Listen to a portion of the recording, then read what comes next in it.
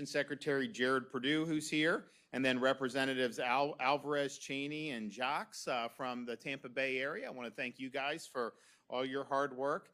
We are approaching the start. Well, I guess they've already had week 0 in college football, but like the football season is about to get in full swing. And, I'll tell you, USF, they haven't necessarily picked the easy road to start the season. They got Boise State coming up, I think, on Thursday night. Then they've got to play the Gators, and then they've got to play the Hurricanes. And both Miami and Florida State are ranked. I think they're both in the top 15. So best of luck to everybody at USF for that string. I know that a lot of people are excited about getting back into the season, and I can always tell, like my kids, when the Super Bowl ends and they focus, and then once it's back in the air, they start to ask me about going to game and all this other stuff. So we'll be doing what we can do. We're here to talk about major progress on basically what this sign says, helping Floridians get around without being stuck in traffic all the time. And when I became governor, I said, listen, obviously, you want safe roads. There's things. I was like, I want our transportation to be about getting people from point A to point B as efficiently as possible.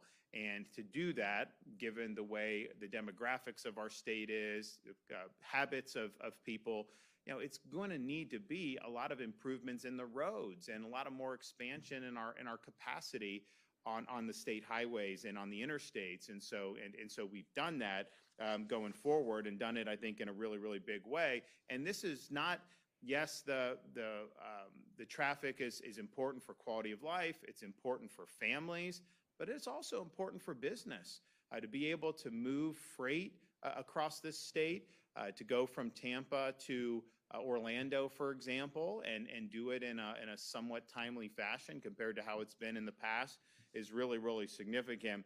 We, as a state, have been ranked the #1 economy in the country 3 years in a row by CNBC. We've also been ranked #1 in economy by U.S. News and World Report. Our GDP, when I became governor, was $1 trillion, which was significant. Now it's close to $1.8 trillion. So we've had really significant economic growth. The only state I think that's had more economic growth since 2019 is Idaho. Now they're a lot smaller, so it's easier to grow higher as a percentage, but we are #1 amongst all large states by a pretty significant margin. And so we're happy with that. I think people saw the federal government. We just got I think it was a AA- rating from one of the rating agencies. Florida, we're AAA with every agency across the board, AAA. And if you look at what we've done, we have state debt from the history of Florida. And, it wasn't like it was like out of control or anything. I mean, honestly, it was relatively modest for a state of our size. But what we did was create an accelerated debt repayment program, and we work with the legislature to be able to do that. So we've been able to retire debt earlier, saving interest costs, but also at below market rates because our guys and the bond finance can go in and do this. So all told, by the end of this fiscal year, all of Florida's history up until the time I became governor will have paid off about 50% of the state's total debt. So of any state, I think there may be 1 or 2 states that don't have any state debt at all, but of the ones that do, we have the lowest per capita debt of any state in the United States. And we continue to do, I think, smart things. Our rainy day fund, it's called the Budget Stabilization Fund. We have more than tripled that since I've become governor.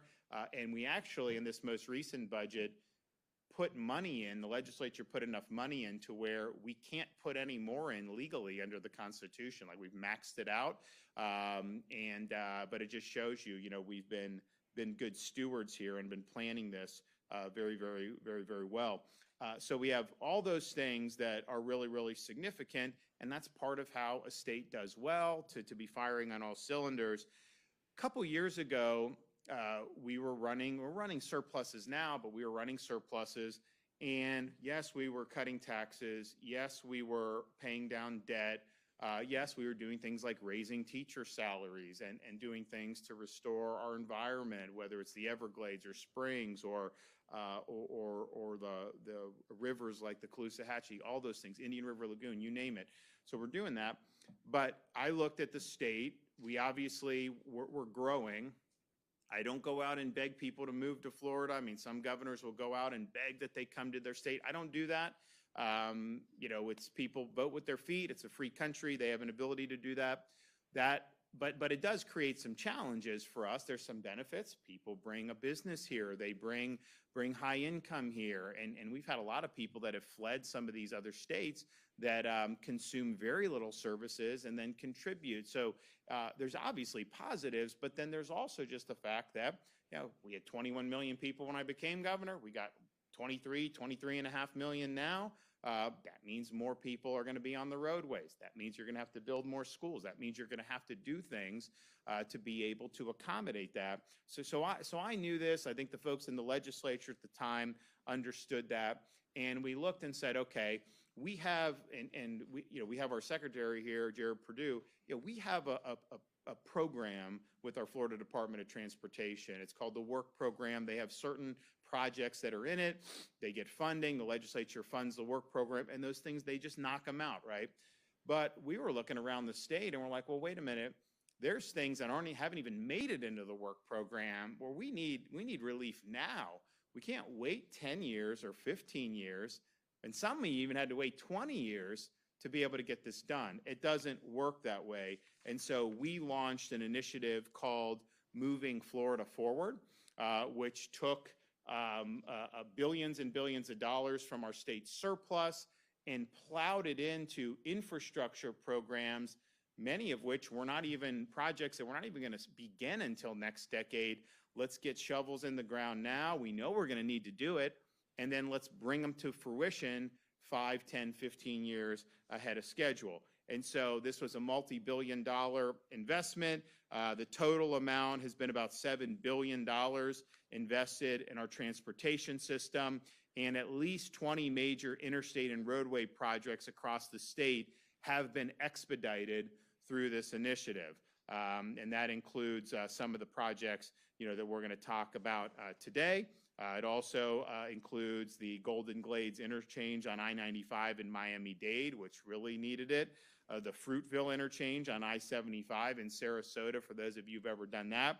It's going to be the diverging diamond design. These guys study all this stuff about like what works or what, they study the traffic patterns. And so sometimes, when hurricanes happen, people always ask me if there's evacuations, are you going to do contraflow where you go, everyone can go north? And we always say no, because they've studied it. It doesn't work. What they do is they expand, you use the emergency shoulder, you do that. You still need to get people in preparation for a hurricane. We bring the utility workers into stage. We bring first responders. We do all that stuff. But they've studied it. It doesn't work. They can look at what type of interchanges have proven to work and not work. And they put a lot of time and effort on that. And so this in Fruitville, that interchange can be good. US 98 in Bay County, those of you who've ever been up to Northwest Florida, that needs it. I mean, and they're very crowded from like Memorial Day until Labor Day in particular. And you can go out on that and it's like you just can get stuck. I mean, it's a lot of traffic. So that definitely needs it. Realignment of US 301 from County Road 470 to Florida Turnpike up near the Villages in Sumter County, which could be a big bottleneck. I was in Ocala earlier this year when I announced the addition of new auxiliary lanes to I-75 over 31 miles from State Road 44 in Wildwood to State Road 326 in Ocala, and that's 10 or 15 years ahead of schedule. But anybody that's driven up, particularly from the Tampa Bay area, you go up on I-75 and you can hit traffic, especially when you get into that Ocala area, and it can be really, really brutal. So that is going to make a huge, huge difference. This year, we've also been able to celebrate the early completion of congestion relief lanes on one of the busiest parts of I-4, and anyone in the Tampa Bay region who has traveled over that direction knows, from US 27 in Polk County to World Drive in Osceola County. So those auxiliary lanes were completed 8 months ahead of schedule. And I can tell you, when you see people volunteer, hey, thanks for those lanes, it's been really, really making a difference. It's made a difference. But they've studied it too on FDOT. I said, get the videos, let's see what the traffic's like before we open them, and then what happens when you open. and the flow has just been dramatically increased. And that's not even the final product yet. Final product is being working on, and they're going to deliver it. So that's going to be really, really significant. And so we knew that this stuff needed to be done. We could have just waited. Oh, we got our work program. We'll get to it eventually. We'll get to it. But it's like, do we really want people to sit in traffic an extra 10 or 15 years when we know we have the resources, we know we have a job to do, and we just want to go ahead and do it? So we're pleased that this initiative has really gotten steam. We continue to work really hard. Obviously, FDOT is leading the charge on this and doing a really good job. So our total investment in infrastructure for the next 5 years is almost $70 billion in projects to address congestion, also but improve safety and address any future needs of Florida as it continues to grow. Which brings us here to today, and you've got the picture of a bridge that I think most people who are either in Hillsborough or Pinellas know very well, the Howard Frankland. We are able to say that the Howard Frankland Bridge is the largest infrastructure project ever delivered in the Tampa Bay area. It's carried nearly 200,000 drivers a day for decades. It's been one of the most vital links that we have. The work that we've done over these many years has been significant. Obviously, we saw it during Hurricane Helene when folks were evacuating and up to Hurricane Milton. What's happening on this and behind us here, we will end up delivering a modern bridge that will increase capacity by 50%, that will strengthen hurricane routes and improve the safe and efficient movement of people and goods across Tampa Bay. So this is nearly $1 billion investment, and it will, of course, tie directly into other key projects, including Gateway Expressway project and I-275 express lanes, which opened last spring in Pinellas County. It'll also do the existing, which we have on the handout, the I-275 widening in Pinellas County, which is going to be really, really good. We are demolishing, FDOT is demolishing now the old bridge, and so they're going to be continuing to do that. And then they will also be, even though we have the new bridge, they are going to be working on delivering those express lanes for folks. And so when that comes online, that's going to make a huge, huge difference. So this something needed to be done. This stuff is going to be really meaningful. We're also able to announce that we are breaking ground on the I-275 expansion, which is one of the largest moving Florida forward projects in the region.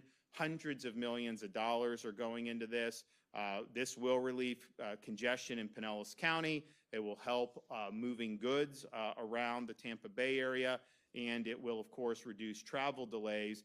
Some say up to 85% reduction in travel delays, regional economic value of over $1.42 billion. So by widening the I-275 lanes and adding new express lanes that connect directly into the Howard Frankland Bridge, we're building a continuous corridor of improved mobility and preserving I-275 as a major hurricane evacuation route. Now, hopefully, we don't need to use that in the ensuing years. I mean, sometimes we have long droughts where we don't get any major hurricanes. I mean, we had 10 years recently where we didn't have any. As it looks right now, I mean, we're late August. As you get into September, it's kind of like the frequency as you get into September, mid-September, late September. You know, that's kind of the most sensitive period if you just look historically about when these storms come. What we can say is, at least right now, there's no activity on the horizon that would be concerning. So if it's a wave off Africa, obviously it would take time for something like that to come on the scene, develop. By the time it moves across the ocean, I mean, you're talking about many weeks at that point if there's nothing on the horizon. Now, sometimes the ones on the Gulf, in the Gulf can form a little quicker and move. Fortunately, we don't see anything now. We're ready. Everybody should be ready. You now have universal disaster preparedness supplies tax-free, regardless of time period. So go ahead and buy whatever you need to buy, and hopefully that they just sit there in the wrapper and you don't use them now. But we're prepared for it. But, you know, so far it's been relatively uneventful. Now, I would also caution people, I remember in 22, everyone was saying, because, they always say it's going to be the worst hurricane season ever. Like literally every year I've been, oh, the worst, right? And it was like almost nothing in 2022. And so we get into September and people are starting to notice this. And then we kind of get like, okay, into that second week of September. And then we hit the midpoint of September. Then people are more vocal about it. Like, this hurricane season's nothing, everyone's fine. And then you had Hurricane Ian, right? I mean, so like it only takes one. So hopefully we don't need to use for hurricane routes. But I do think when these moving Florida projects are done between 275, what we're doing on 75, and you don't need to evacuate that far, but some people do. Some people may have family in southern Georgia. They say, hey, I'm just going to go up and stay with them. Some people may want to go other places.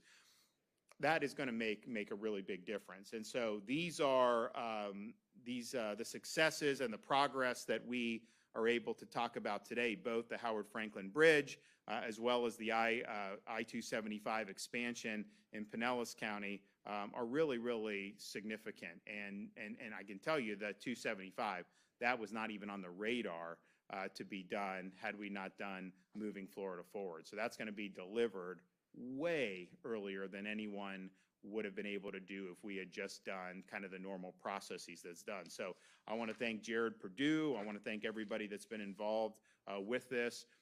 We're going to keep working. Obviously, we got to do the permanent I-4 over there in Polk and Osceola counties, which is going to be very exciting for a lot of people. There's traffic and then there's kind of traffic. I think rush hour traffic kind of is what it is, and you work to be able to mitigate that. But you've got some spots like in Champions Gate, like in Polk on I-4, where you could be driving like any time, and all of a sudden you could just be in standstill. That has been really alleviated well with what we've done on these temporary lanes, but that has always been a problem spot. So that is, I mean, we're really excited to be able to, what we've done, I know people have appreciated it, but then what we're going to be able to deliver going forward is going to be really, really amazing for people. And then this stuff in the Tampa Bay region, this is important. I mean, this is quality of life. This is economic growth. This is everything you want to be seeing. And I'm happy that we had the foresight. I'm happy the legislature saw the need to do this, to get that money in place, and to get moving with it. So Jared, you want to come up and talk a little bit about these projects?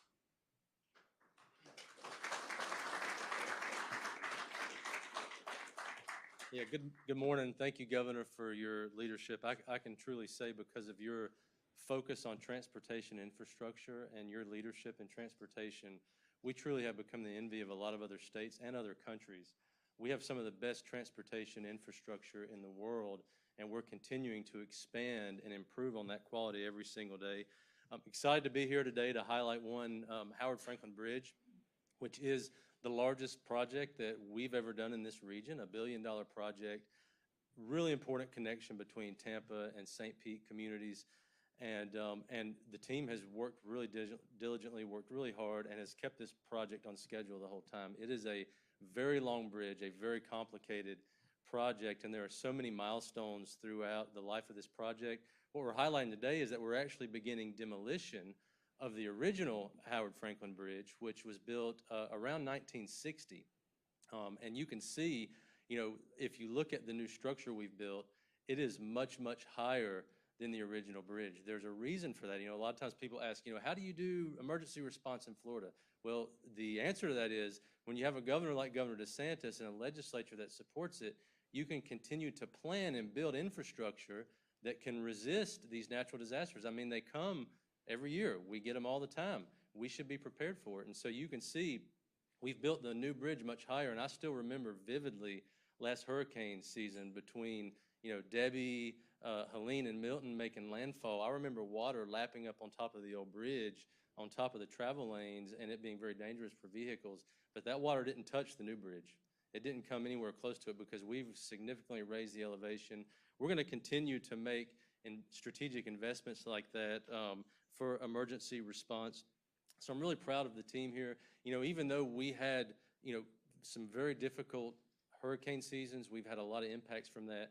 The team worked really, really hard here on the Howard-Frankland Bridge to actually keep it on schedule. And I'm happy to announce today that with the demolition, we're actually doing it on schedule, and this project is still tracking to finish when we originally anticipated. And when you look at that and realize that with all the impacts we've had from hurricanes, it really is remarkable what we've been able to do. And we have a few more milestones to hit. I mean, obviously we've opened the new lanes on the bridge. We still have to open the express lanes, and that's coming in the near future. And then also the multi-use path, which is going to be the first connection for pedestrians from these two communities. So we're really excited about that. We've made a lot of great progress. I think we've already removed around 36 spans from the old bridge. We have about 322 in total. It's going to be a lot of concrete. One thing that's interesting, we're going to take all of that concrete, we're going to crush it, we're going to recycle it and reuse it on other transportation projects. So we're really looking forward to that. Now, you heard the governor talk about moving Florida forward. This is a once-in-a-lifetime legacy investment. You haven't seen an investment like moving Florida forward anywhere else in this country. It injected $7 billion into an already record work program. It was already a record capital plan, the biggest we've ever had. It injected another $7 billion into that and advanced 20 major projects by at least 10 to 15 years. Some of them were not even funded. We have no idea when they would have been built. And I can tell you, I-4 in Central Florida is one of those. I'm sure everybody in this room has driven I-4. That project in total is a $3.4 billion investment. I have no idea when it would have ever been funded if it had not been for the governor's Moving Florida Forward initiative. And you heard him talk about those congestion relief lanes. They have literally cut people's travel time in half. So if you were in rush hour on Friday afternoon, usually it would have taken you anywhere from 2.5 to 3 hours to get from Orlando to Tampa. It has cut that in half. Now it's an hour and 15, hour and a half. This is a remarkable improvement.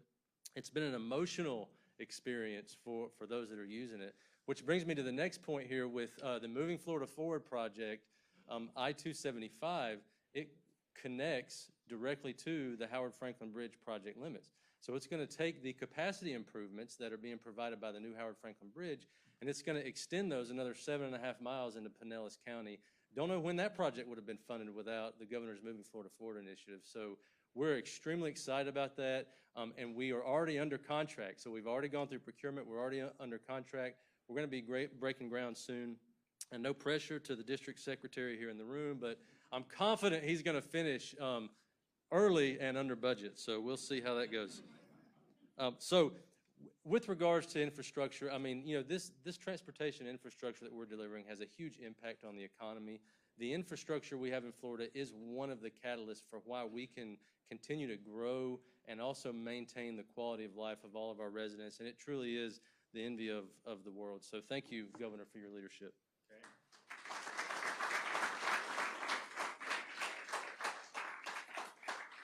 So I want to thank Jared, and yeah, this is big. It's significant. It does impact people's lives. I mean, there are certain things you sign a law to, and like it does matter, and some matter more than others.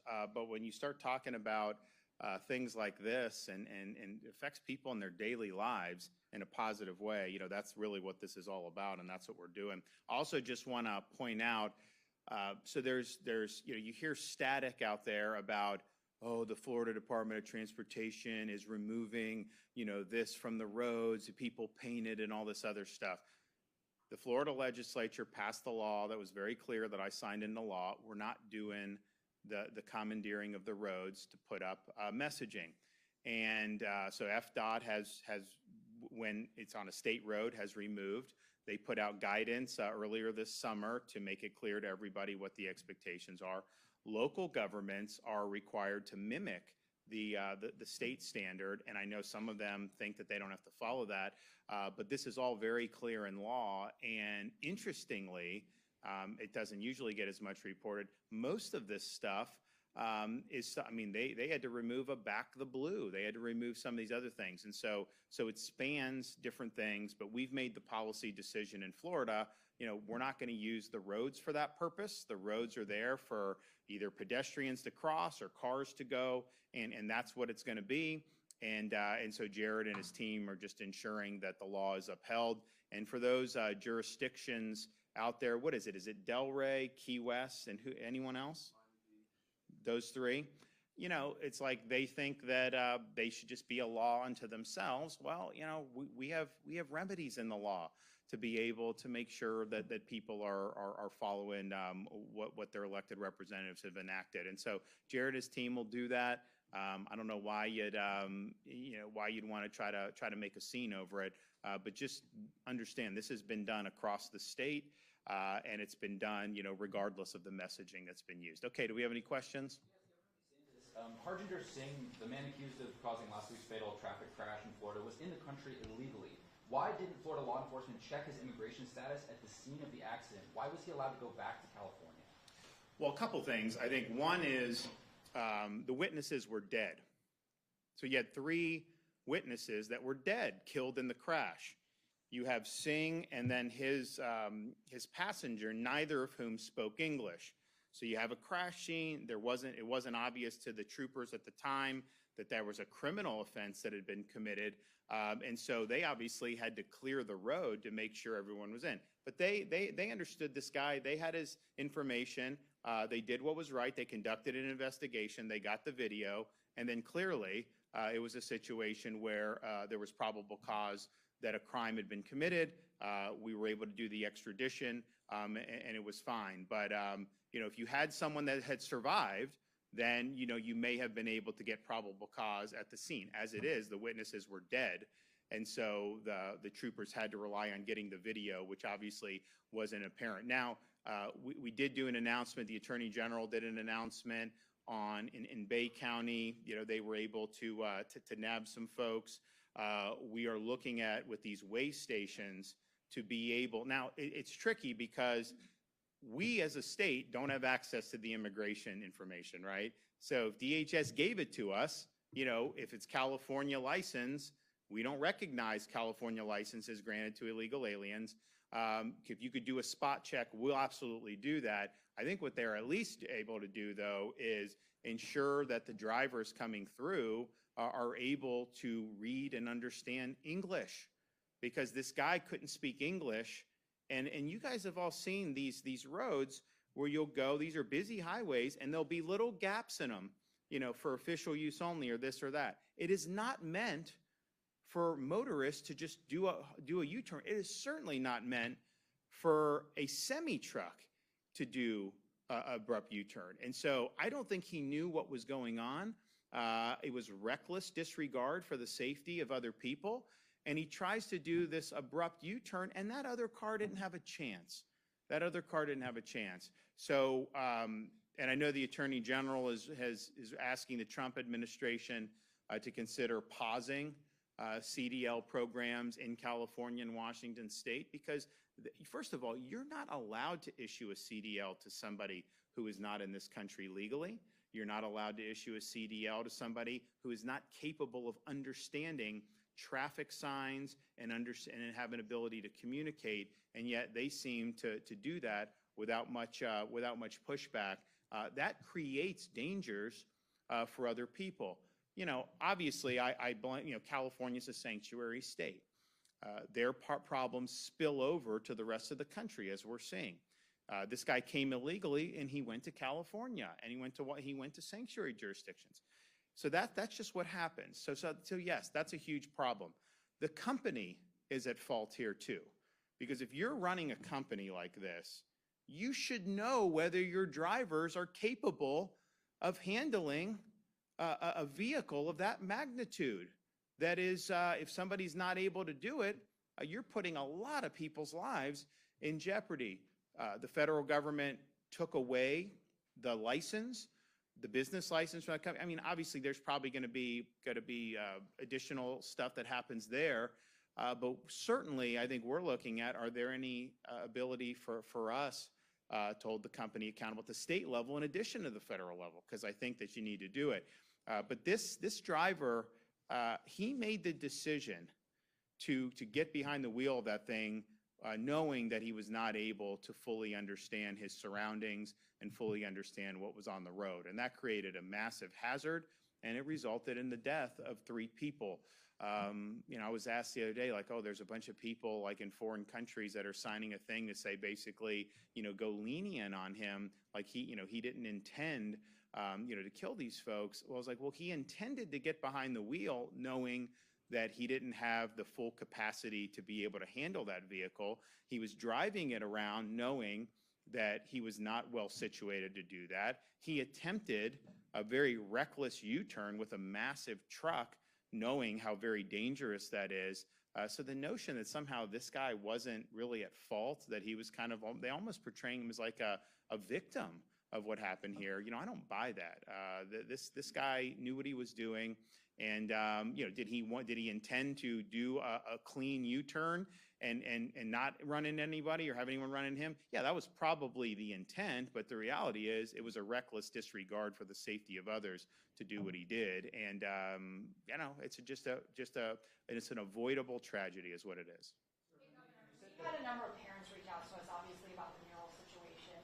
About the what? I'm sorry? The mural situation. Okay. They're upset because, their kids just finished helping paint murals for this crosswalks project near their schools. And the parents sent me that FDOT gave them Planning Innovation of the Year, and now something that they raised money for and the kids helped paint are now getting stripped away that they just finished months ago. What do you say to these parents? Do you want to talk about that specific issue? Yeah, go ahead.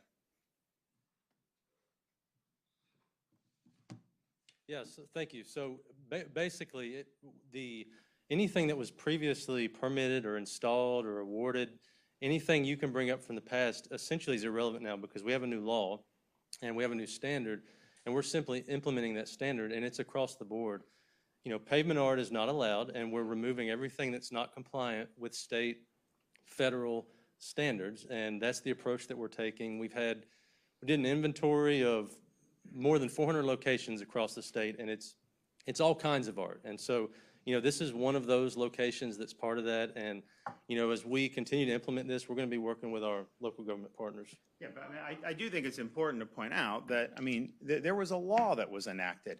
So I get like what may have happened, years ago. No one was doing anything wrong per se.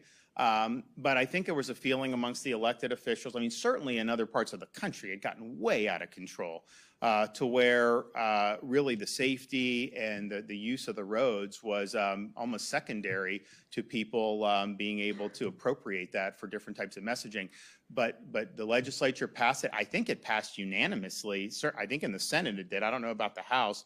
I signed it into law, and then Jared and his agency issued the guidance. And so what I would tell kids is, we have a representative system of government. People elect their representatives. They're able to enact legislation with the governor's signature, and then when that happens, then obviously people will conform the conduct accordingly. And so I don't think those kids were doing anything wrong. I think it's just a change in policy, and we don't want to be in a situation where we're playing whack-a-mole. Say, oh well, no, that mural's fine, but that's not. We think the pedestrians may get confused there. We think a driver, oh no, that's fine. This.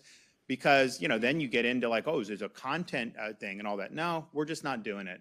That we're out of that business in Florida. And so all they're doing is just enforcing the law that had been passed. And I understand there may be people that disagree with it.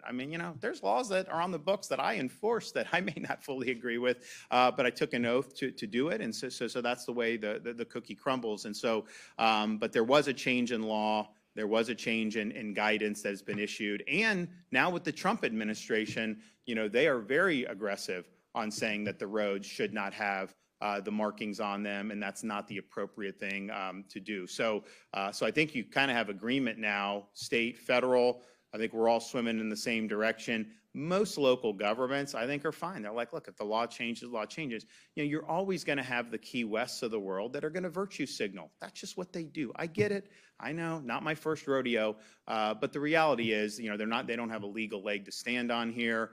Jared put out the information. They had an opportunity to correct. I think, has that elapsed yet, or do they still have more time? We still have more time. It's 14 days from notification. Okay, so sometime next week, I think it'll be. Was that when it is? I think so, yeah. So stay tuned on that. You said for months that you want local property tax cuts. To what extent is your and the Chief Financial Officer's DOGE or FAFO initiative an effort to convince Floridians that local governments are responsible for their high property taxes? Well, I think the reality is everything you pay in property tax goes local. We don't, if you look at our state budget, we don't get property tax.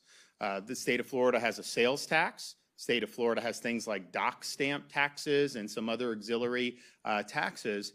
which we're, by the way, I think we're the second lowest tax state in the country at the state level. And of course, we have no income tax.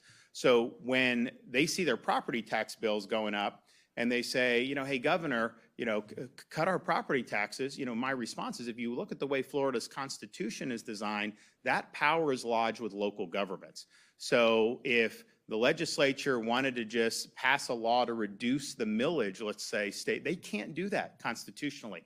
So that's why what we're working on is a proposal to go on the ballot in 2026, where Floridians will be able to vote something that will do the property tax, but you have to do it through the Constitution. But yes, if you look at what's happened, there's been a major boom in Florida real estate. And honestly, home prices have gone up everywhere. They've gone up probably more here because we've had more demand, more population.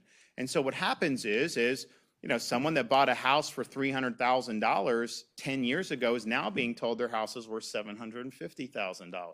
Well, that's an unrealized gain. You haven't sold your house for that much, but somehow your property tax bill is going up. When Floridians have to sell a home, like maybe, you have a smaller home, now you have kids, you need a bigger, you then go into a higher tax basis. So even if you do the homestead, you're in a situation, if you bought a house over the last couple years, you're paying more for property taxes than you would have just a few years, and by a significant amount. If you look at the budgets of these local governments, and the CFO, Blaise Ngoli, has done a really good job of going on site. They're doing a lot of stuff, and honestly, not everyone's been cooperative, and we'll have more to say on that shortly, and showing, okay, wait a minute, Broward County, even though Florida's had a lot of population growth, Broward, since 2020, has not had any net population growth, and yet their budget's gone up like 60%. And so you ask yourself, well, what is that? And why is it going up? Because people buy homes, it's a gusher of revenue that's going into the coffers. And so rather than returning that money to the taxpayers, they've basically been spending it. So what I think taxpayers want is, okay, local government, we want education, 100%. We want law enforcement and fire and other first responders, some of the water infrastructure, 100%. But we don't need some of the stuff that's been spent money on. And that's the purpose of these audits and these overviews, to be able to show taxpayers, that yes, it can be done. My position, and we're working on the concrete proposal, is twofold. One, if you're a Florida resident and you have a primary residence here, your homesteaded property, I think you should be able to own that free and clear of the government. I don't think that the government should be able to just tax you infinitum. And yes, it hurts senior citizens who are on fixed income, but it also hurts young families to try to get ahead by constantly getting hit up. And we're in a unique situation where that's a minority of the property tax revenue that goes to local governments. Probably about a third is homestead. The rest is either non-homestead or commercial. And so if you just return budgets to where they were 4 or 5 years ago, I think that would probably be enough as it is. But we have tourists coming. We have a lot of opportunities. Some of these rural counties may not have that. And I said I'm willing to help backfill their revenue from the state coffers, because it's not that much revenue. But like the Tampa Bay area, Miami, all these places, like you have people that are paying taxes who aren't residents here. Literally, you can shift the tax burden to people that can't. I mean, local government can shift more to people that can't even vote them out of office. Like that's what you want. You don't want the people that vote to not have to pay, and then the people that are just visiting or snowbirds to be able to do it.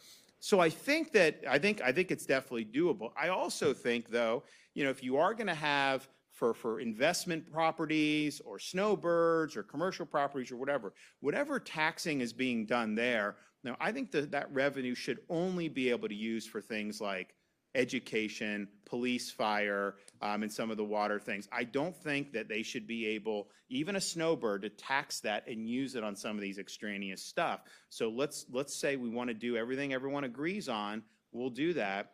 But rather than grow budget in other areas, I would rather that be for the property tax, for you guys not to do the property tax on the homesteaded properties.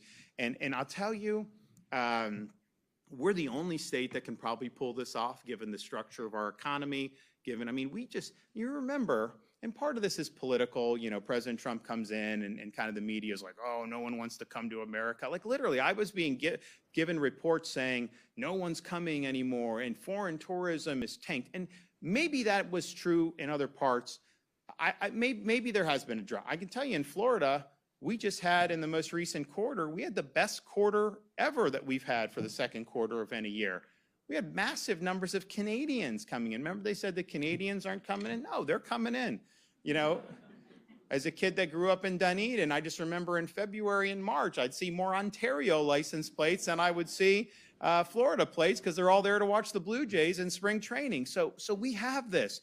We have people that are doing, and then you also have another issue that is kind of under the surface that I think a lot of voters are concerned about, because we've never had a situation where home prices are more out of whack from median household income. So if you look at the median household income in the United States is probably something, you know, between $75,000 and $85,000.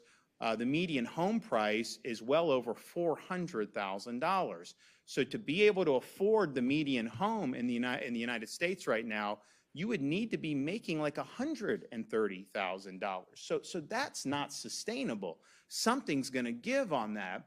And I think people see, hey, it's expensive, it's hard, especially for young people who are just starting out. I mean, I remember when Casey and I got married. You know, we got married when the market had tanked, the real estate market. So we got married in 2009. We bought a home, and honestly, that was the bottom of the market. And so we were able, you know, I was a lieutenant in the Navy. It wasn't like I was living high on the hog. You know, she was successful doing what she was doing with TV. But, you know, we were able to do that. If we were starting out today, me being in the Navy and her doing what she was doing, I don't think we would have been able to afford even a modest, you know, this was like an 1,800 square foot house, 3 bedroom, 2 bath, 3 bedroom, 3 bath, like whatever. It was a nice, but I mean, it was not like extravagant. There's no way we'd be able to afford that. And so I think people look and they say, okay, you know, what is driving this? Well, part of it is just the COVID fiscal policies and the Fed printing money has inflated things, which makes it difficult for a lot of people. But then a lot of people say, well, wait a minute. Is BlackRock going in and buying these neighborhoods? And so they can afford to buy the homes and then they just rent it out to people. And so we're basically, are we going to become like a nation of renters? And I saw a very troubling statistic the other day. There are more would-be home buyers that are over the age of 70 in the United States than under the age of 30.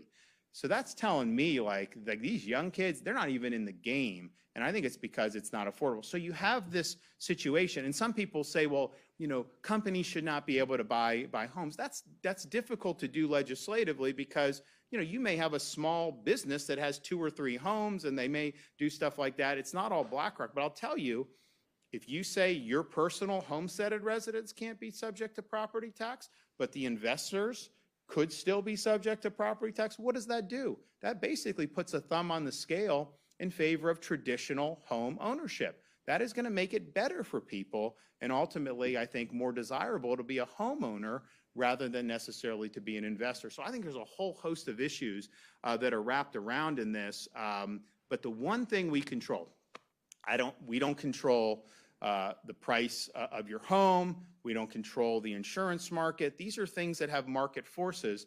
Now, there's things that we can do to make things more attractive here or there on the margins, but ultimately, you know, those are private decision making. Taxes is purely government. It's got, the market can do what they want. We the people of the state control through our Constitution how your property can or cannot be taxed. And so we have an opportunity to present that on the ballot in November of 2026. You know, I've talked to a lot of these legislators. I mean, they're really excited about being able to do it. I know, like, we didn't have necessary support, you know, in the leadership, certainly from the House, on what we were trying to do. Because I just said, listen, we'll do the ballot in 26, but in 25, we should do a $1,000 rebate for homestead Floridians. And we could have done it, and they didn't want to do it. Now, I think the constituents are asking, hey, we want property tax relief. So I think the rank and file in both the House and Senate are really excited about being able to lean in on this. But that's the one thing we can control. So we can't manipulate the housing prices. that is obviously, that goes up and down. And when you have, so not only do you have a gap between median income and home prices, I think you probably have to go back right before 2008. You have way more sellers than buyers right now. So if you go back 3 years ago, certainly in Florida in the COVID rush, there were way more buyers than sellers. I mean, literally, I'd be talking to people, someone would just knock on their door and say, hey, I want to buy your house. Here's cash, do it. Because people were fleeing California. Because, California, like a middle-class home, just costs a lot more than it does in Florida. So they could cash out of their home there, have a bigger house here, and still pocket money. So they're just cutting people checks, saying, we'll take it. So that was that. Now, there's a lot more stuff that's on the market. And I think what's holding up sales is the interest rates. That people, if they're in an existing home with a lower rate, they don't want to get out of that and then have to do a home that they're going to be paying a lot more in a monthly payment because of the increased interest costs.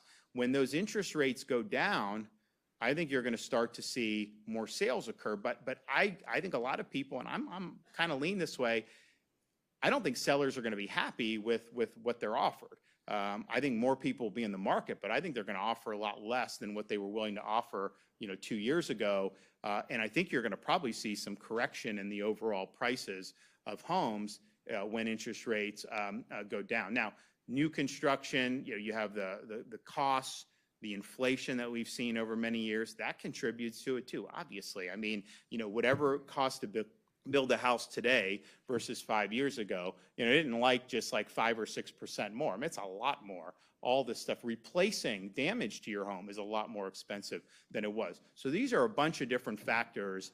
I do think that what we have now is not sustainable for housing market. I think push is going to come to shove eventually. But what can we do to make it easier for Floridians? The thing we can control, we the people, obviously the elected officials, voting to put this on the ballot, and then we the people being able to cast a vote in November 26th, that's the one thing, the taxes we can control. And I'm here to tell you, and I think the DOGE efforts and the audits that Blaise and Golia are leading are part of this. And it's interesting, we've got some people in Hillsborough who've welcomed this. We have others who haven't. We've got some in other parts of the state that have welcomed this, and then we have others who have fought it. So, you can kind of see, but I don't think anybody can justify the increases that we've seen in many of these local government budgets over the last 4 or 5 years. And so the question is that, as a taxpayer, what you want to see?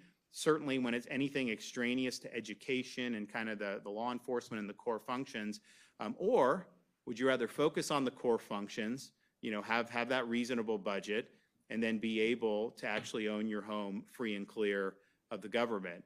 Because I do think these property taxes have pinched a lot of people, and I think we got to do something about it. So all I will say to that is stay tuned. We're going to be, I'm already working with folks. We're crunching numbers. We're doing all these different things, but you are going to have an opportunity to get this done in November of 2026, and I will be on the front lines trying to deliver that for you. Thank you.